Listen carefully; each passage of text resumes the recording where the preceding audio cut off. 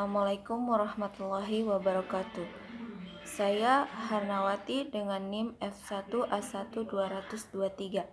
Saya akan menyampaikan materi yang pertama, yakni pemrosesan dengan program.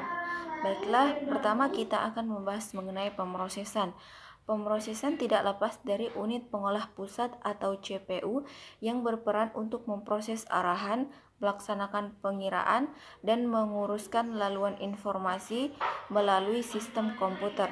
Unit atau peranti pemrosesan juga akan berkomunikasi dengan peranti input, output, dan setoran untuk melaksanakan arahan-arahan berkaitan. Contoh sebuah CPU dalam kemasan Belgrade Eri BGA ditampilkan terbaik dengan menunjukkan kaki-kakinya dalam arsitektur von Neumann yang asli. Ia menjelaskan sebuah unit aritmatika dan logika, dan sebuah unit kontrol. Dalam komputer-komputer modern, kedua unit ini terletak dalam satu sirkuit terpadu, yakni integrated circuit yang biasanya disebut CPU (Central Processing Unit). Unit aritmatika dan logika adalah alat yang melakukan pelaksanaan dasar seperti pelaksanaan aritmatika, pelaksanaan logis, dan pelaksanaan perbandingan. Unit kontrol menyimpan perintah sekarang yang dilakukan oleh komputer, memerintahkan ALU untuk melaksanakan dan mendapat kembali informasi dari memori yang diperlukan untuk melaksanakan perintah itu, dan memindahkan kembali hasil ke lokasi memori yang sesuai. Baiklah, selanjutnya cara kerja CPU. Saat data dan atau instruksi dimasukkan ke processing device, pertama kali diletakkan di RAM melalui input storage. Apabila berbentuk instruksi ditampung oleh control unit di program storage. Namun apabila berbentuk data ditampung di working storage. Jika register siap untuk menerima pengerjaan eksekusi, maka kontrol unit akan mengambil instruksi dari program storage untuk ditampung ke instruction register. Sedangkan alamat memori yang berisikan instruksi tersebut ditampung di program counter. Sedangkan data diambil oleh control unit dari working storage untuk ditampung di general purpose register. Dalam hal ini di operand register. Jika berdasar instruksi pengerjaan yang dilakukan adalah aritmatika dan logika, maka ALU akan mengambil alih operasi untuk mengerjakan berdasar instruksi yang ditetapkan. Hasilnya ditampung di akumulator. Apabila hasil pengolahan telah selesai, maka kontrol unit akan mengambil hasil pengolahan di akumulator untuk ditampung kembali ke working storage. Jika pengerjaan keseluruhan telah selesai, maka kontrol unit akan menjemput hasil pengolahan dari working storage untuk ditampung ke output storage. Lalu, selanjutnya dari output storage, hasil pengolahan akan ditampilkan ke output device. Selanjutnya, fungsi dari CPU. CPU berfungsi seperti kalkulator, hanya saja CPU jauh lebih kuat daya pemrosesannya. Fungsi utama dari CPU adalah melakukan operasi aritmatika dan logika terhadap data yang diambil dari memori atau dari informasi yang dimasukkan melalui beberapa perangkat keras seperti papan ketik, pemindai, tuas kontrol, maupun tikus. CPU dikontrol menggunakan sekumpulan instruksi perangkat lunak komputer. Dan selanjutnya ialah input dan hasil. Input dan hasil membolehkan komputer mendapatkan informasi dari dunia luar dan menaruh hasil kerjanya di sana, dapat berbentuk fisik atau hard copy atau non-fisik yaitu soft copy. Ada berbagai macam alat input dan hasil, dari yang akrab keyboard, monitor, dan disk drive, ke yang tidak biasa seperti webcam, kamera web, printer, scanner, dan sebagainya. Yang dimiliki oleh semua alat masukan biasa ialah mereka mengenkode atau mengubah informasi dari suatu macam ke dalam data yang bisa diolah lebih lanjut oleh sistem komputer digital. Alat output mendekode data ke dalam informasi yang bisa dimengerti oleh pemakai komputer. Dalam pengertian ini, sistem komputer digital adalah contoh sistem pengolahan data. Selanjutnya kita beralih kepada program. Program komputer adalah daftar besar perintah untuk dilakukan oleh komputer, barangkali dengan data di dalam tabel. Banyak program komputer berisi jutaan perintah, dan banyak dari perintah itu dilakukan berulang kali.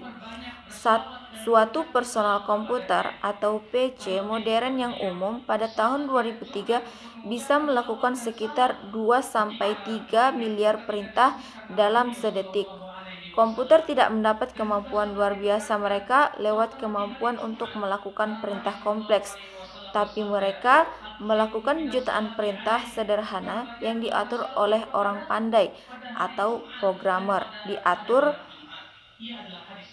sedemikian rupa sehingga memperkembangkan set perintah untuk melakukan tugas biasa, misalnya menggambar titik di layar, lalu membuat set-set perintah itu tersedia ke dalam programmer lain. Sistem operasi adalah program yang biasanya menguasai dan membagikan pemrograman komputer.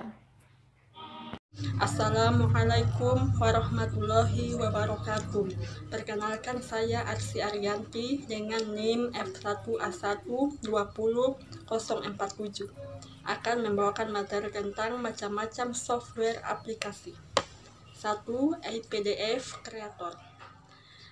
Macam software ini berfungsi memungkinkan untuk membuat dokumen PDF dengan kualitas profesional. 2. Microsoft Office, terdiri dari Microsoft Excel, Microsoft Word, Microsoft PowerPoint, Microsoft Access, dan Microsoft Outlook. Macam-macam software aplikasi dari Microsoft Office. Yang pertama adalah Microsoft Excel, yaitu perangkat lunak untuk mengolah data secara otomatis meliputi perhitungan dasar, penggunaan fungsi-fungsi, pembuatan grafik, dan manajemen data. Perangkat lunak ini sangat membantu untuk menyelesaikan permasalahan administratif, mulai yang paling sederhana sampai yang lebih kompleks. Macam-macam software Office selanjutnya adalah Microsoft Word. Microsoft Word merupakan sebuah program aplikasi untuk pengolahan data yang biasa digunakan untuk membuat laporan, membuat dokumen berbentuk surat kabar, membuat label surat, membuat tabel dan pada dokumen, dan lain-lain. Selanjutnya, Microsoft PowerPoint adalah nama dari proprietary komersial program presentasi yang dikembangkan oleh Microsoft. Selanjutnya, Microsoft Outlook atau Microsoft Office Outlook adalah sebuah program personal information manager dari Microsoft dan bagian dari suite Microsoft Office. Walaupun biasanya hanya digunakan untuk mengirim dan membaca surat email, program ini juga memiliki fungsi kalender, jadwal kerja, catatan, dan jurnal. Bila digunakan bersama, Outlook dapat menyediakan akses kotak surat, kalender, dan jadwal bersama. Selanjutnya, Microsoft Access adalah suatu program aplikasi basis data komputer relasional yang digunakan untuk merancang, membuat, dan mengolah berbagai jenis data dengan kapasitas yang besar. 3. Auto CAD adalah perangkat lunak komputer CAD untuk menggambar 2 dimensi dan 3 dimensi yang dikembangkan oleh Autodesk. Keluarga produk Auto CAD secara keseluruhan adalah software CAD yang paling banyak digunakan di dunia. 4. Microsoft Effistainer. Software Microsoft Effistainer dapat mendeteksi dan menghapus malware dan ancaman yang diidentifikasi dalam daftar virus. 5. Adobe Reader. Adobe Reader adalah perangkat lunak gratis yang memungkinkan setiap orang dari para profesional bisnis untuk penggunaan rumah, dengan mudah dan terpercaya melihat, mencetak dan mencari file PDF menggunakan berbagai platform dan perangkat. 6. Windows Internet Explorer. Macam-macam software berikut adalah Windows Internet, sebuah peramban web dan perangkat lunak tak bebas yang gratis dari Microsoft dan disertakan dalam setiap rilis sistem operasi Microsoft Windows sejak 1995. Pada mulanya, Internet Explorer dirilis sebagai bagian dari paket flash untuk Windows 95 pada saat itu. 7. Google Chrome. Google Chrome adalah sebuah peramban web sumber terbuka yang dikembangkan oleh Google dengan menggunakan mesin rendering WebKit. Proyek sumber terbukanya sendiri dinamakan Chromium. 8. Macromedia Freehand. Macromedia Freehand adalah aplikasi komputer untuk membuat grafik vektor 2 dimensi diorientasikan untuk pasar pemasaran desktop profesional. Adalah tersedia Windows dan Mac OS X. 9. Adobe Illustrator. Adobe Illustrator sendiri adalah grafik vektor dalam gambar grafik komputer yang disusun berdasarkan bentuk-bentuk geometri sederhana dengan persamaan matematis. 10. Corel Draw. Aplikasi Corel Draw adalah editor grafis vektor yang dikembangkan dan dipasarkan oleh Corel Corporation of Ottawa, Kanada. Itu juga merupakan nama Corel Tropic Suite yang bundle Draw dengan editor gambar bitmap, Corel Photo Paint, dan program grafis lainnya yang berhubungan. Macam-macam software antivirus. 1. AVG Antivirus. Macam-macam software aplikasi ini merupakan program antivirus yang dibuat oleh AVG Technologies sebelum bernama AVG Technologies. Perusahaan ini bernama Microsoft. 2. WinRAR adalah aplikasi untuk mengkompres dan mengekstrak data, file, atau folder. WinRAR adalah aplikasi pembuat arsip RAR pada Windows versi 32 bit dan 64 bit. WinRAR merupakan sebuah software yang sangat bagus yang membolehkan pengguna untuk membuat, menangani, dan mengatur file berkas. WinRAR tersedia untuk beberapa sistem operasi di antara Windows, Linux, FreeBSD, DOS, OS 2, Mac OS X. 3. SMADAV. SMADAV adalah antivirus untuk proteksi tambahan di komputer, proteksi total USB, flash disk, dan pembersihan touch virus yang menyebar luas. 4. Nero.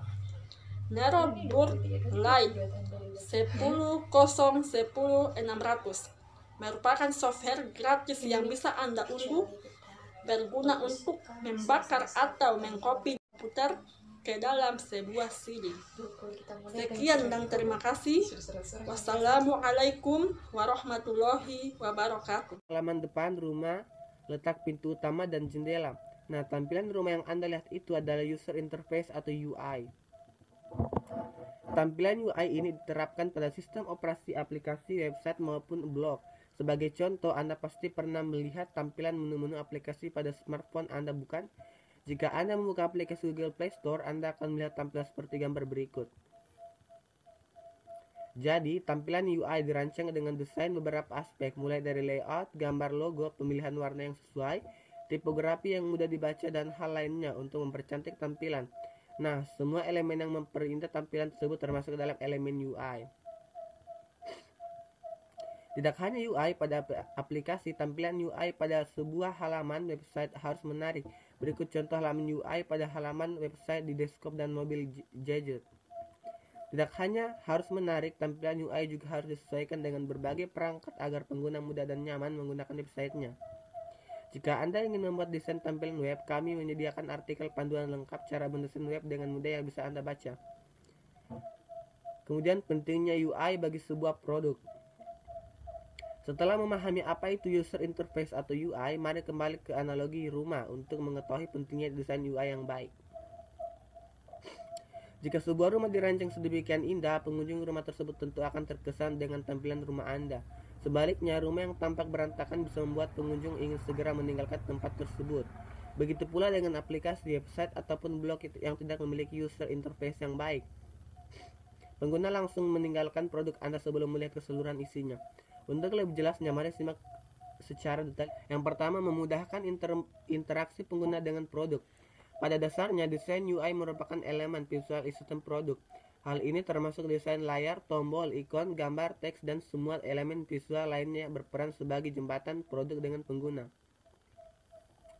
UI pada sebuah produk baik aplikasi maupun website menjadi sangat penting karena dengan UI pengguna bisa berinteraksi dengan produk tersebut. Tampilan UI yang baik pastinya akan memudahkan interaksi pengguna dengan produk. Jika interaksi pengguna berjalan baik, kebutuhan dan tujuan pengguna menggunakan produk dapat terpenuhi. Yang kedua, meningkatkan penjualan dan pertumbuhan bisnis. Tujuan utamanya setiap bisnis tentu meningkatkan penjualan dan pertumbuhan bisnis. Salah satu cara meningkatkan pertumbuhan tersebut adalah dengan mengembangkan UI atau UX. Desain UI dapat meningkatkan pengalaman dan kepuasan pengguna hingga pada akhirnya bisa meningkatkan jumlah penggunanya. Sekian dan terima kasih. Adapun materi selanjutnya akan dibawakan oleh rekan saya. Assalamualaikum warahmatullahi wabarakatuh. Assalamualaikum warahmatullahi wabarakatuh. Perkenalkan, nama saya Firna Febriana, NIM F1A1-20005. 3. Meningkatkan kualitas branding. Selain penting untuk interaksi dan pertumbuhan bisnis, tampilan UI juga bisa menjadi ciri khas sebuah produk. Sederhananya, kita bisa menyebutnya sebagai branding. Misalnya, website produk fashion, kuliner, dan teknologi. Contoh lainnya yaitu tampilan sistem operasi iOS dan Android. Elemen tampilan UI yang sesuai dengan konsep produk tentu akan lebih mudah dikenal oleh pengguna. Desain UI seharusnya lebih dari sekedar visual yang cantik dan enak dipandang. Desain UI secara langsung akan mencerminkan nilai dan kualitas produk. Persaingan dagang yang semakin ketat membuat setiap perusahaan harus berlomba-lomba menciptakan tampilan yang menarik dan menyenangkan ketika digunakan. Karakteristik user interface yang baik beserta contohnya. Jika Anda ingin membuat aplikasi website, blog, atau produk digital lainnya, Anda juga harus memastikan bahwa tampilan UI-nya disukai oleh pengunjung. Untuk memastikan hal itu, Anda harus mengetahui karakteristik user interface yang baik. Berikut ini kami jabarkan karakteristik apa saja yang dibutuhkan untuk membuat desain UI yang bagus. 1. Jelas dan ringkas. User interface website yang bagus haruslah jelas, namun Anda juga harus membuat desain yang ringkas. Jika Anda terlalu panjang membuat definisi dan penjelasan, website akan terlihat berantakan. Pengunjung juga akan menghabiskan waktu hanya untuk membaca deskripsi dalam website Anda. Sebisa mungkin, buatlah penjelasan yang ringkas dan tidak terlalu panjang. 2. Desain responsif. Desain website yang responsif membuat pengunjung dapat mengakses website Anda di berbagai perangkat seperti PC, desktop, dan mobile dengan baik. Sederhananya, jika pengunjung website membuka website Anda di layar ponselnya, tampilan websitenya akan menyesuaikan resolusi ponsel Anda. Desain yang tidak responsif ini akan menyesuaikan pengunjung untuk melihat isi website Anda. Terlebih website Anda merupakan website toko online, bisa-bisa pengunjung akan langsung meninggalkan website Anda. 3. Informasi terstruktur. Membuat tampilan UI dengan informasi yang terstruktur bisa dilakukan dengan memilih jenis dan warna font yang senada. Untuk beberapa informasi yang ditonjolkan, Anda bisa menambah ukuran font agar tidak tumpang tindih. Anda sebaiknya tidak memasukkan banyak elemen yang tidak terlalu penting sehingga membuat tampilan berantakan. Assalamualaikum warahmatullahi wabarakatuh. Saya Puput Melati dengan NIM F1A1-20066. 4. Yaitu konsisten. Konsistensi pada desain interface akan memudahkan pengguna untuk memahami halaman website Anda. Pengguna dapat mempelajari fungsi-fungsi tombol, ikon, maupun tabs yang tersedia pada desain interface Anda. Apabila desain tampilan website Anda tidak konsisten, maka pengguna harus mempelajari fungsi-fungsi tersebut dari awal.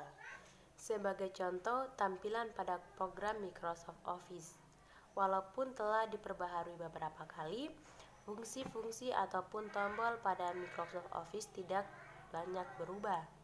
Pengguna masih dapat mengetahui letak tombol Save ataupun Print dengan melihat ikonnya. Yang kelima yaitu kontras warna yang baik. Website dengan warna yang hampir mirip tentu akan membuat pengguna sulit untuk memahami atau menangkap informasi yang akan diberikan. Misalnya Anda menggunakan background putih, pastikan Anda menggunakan font color yang sesuai dengan background tersebut. Jika tidak, informasi yang Anda berikan sulit untuk dibaca oleh pengguna. 6 yaitu intuitif. Tampilan desain user interface dikatakan baik apabila tampilan tersebut intuitif. Maksudnya ketika mereka menggunakan produk digital Anda, mereka tidak perlu berpikir apa yang harus mereka lakukan. Itulah mengapa seorang desainer harus memikirkan bagaimana pengguna berinteraksi dengan produk digital Anda dan dapat minimalkan waktu dalam penggunaan produk tersebut. Nama saya Jamrul, NIM F1A1 20007 Prodi Matematika. Saya akan menyimpulkan penjelasan dari teman-teman saya. Jadi, user interface yang penting bagi produk digital, baik melalui aplikasi, website, maupun blog. Kita perlu memperhatikan tampilan UI produk tersebut untuk menyukseskan tujuan kita. Jika kita memiliki website online, kita harus perlu memiliki website toko online. Tampilan UI yang baik digadang-gadangkan sebagai salah satu langkah untuk meningkatkan penjualan dan pertumbuhan bisnis.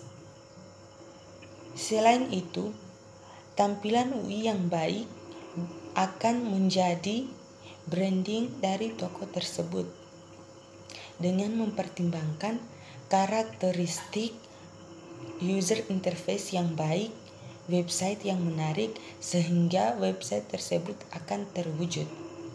Mungkin itu saja yang dapat saya simpulkan, kurang lebihnya mohon dimaafkan.